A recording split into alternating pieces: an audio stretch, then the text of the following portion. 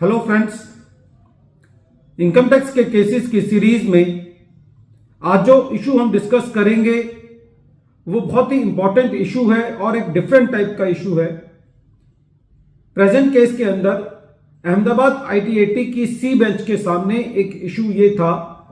कि क्या एक कंपनी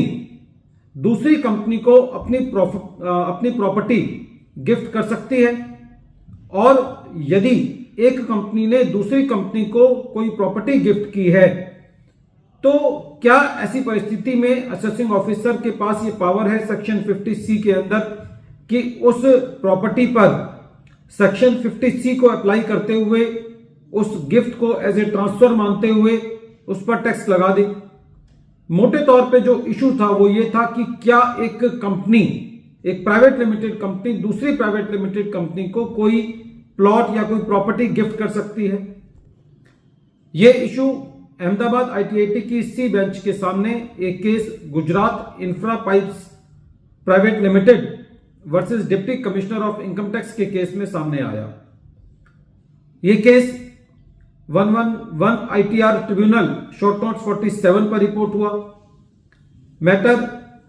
3 अप्रैल 2024 को डिसाइड किया गया। प्रेजेंट केस में असेसी एक प्राइवेट लिमिटेड कंपनी है और असेसी को नो प्लॉट ट्रांसफर हुए। असेसी ने इन प्लॉट्स के लिए अप्लाई किया था और जो कलेक्टर था उस एरिया का, उसने असेसी को नो प्लॉट्स जो हैं वो अलॉट किए इंडस्ट्रियल पर्पसेस के लिए। जब असेसी को ये नो प्लॉट्स मिले तो असेसी काफी सारे कारणों की वजह से, जिसके अंदर फाइनेंशियल रीजंस भी थे, टेक्निकल रीजंस भी थे और इंफ्रास्ट्रक्चर रीजंस भी थे, जिनकी वजह से असेसी अपना प्रोजेक्ट जो है वो स्टार्ट नहीं कर पाया। असेसी ने कलेक्टर से परमिशन लेते हुए ये प्लॉट्स जो हैं वो दूसरी कंपनी को ट्रांसफर कर दिए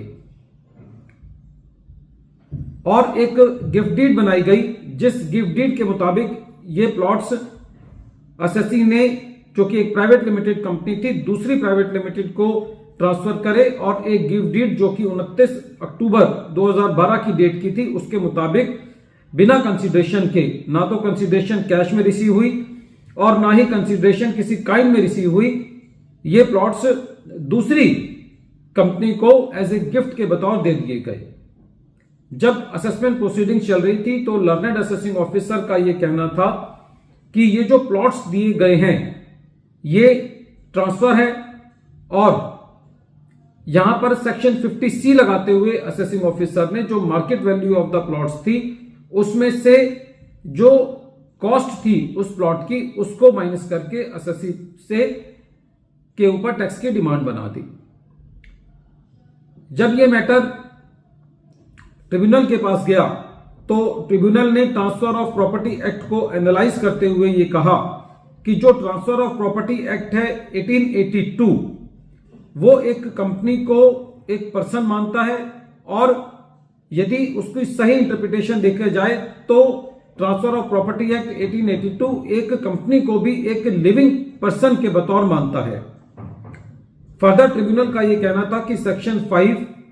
और section 122 of the transfer of property act को यदि हम इन कंजंक्शन में पढ़ें तो एक कंपनी अपनी प्रॉपर्टी को ट्रांसफर कर सकती है एक गिफ्ट के मुताबिक। फिर ट्रिब्यूनल ने यह कहा कि section 47 clause III of the income tax act ये कहता है कि यदि कोई ट्रांसफर एक गिफ्ट के बतौर की जाती है तो इसको ट्रांसफर नहीं माना जाएगा। तो जब तक किसी कैपिटल असेट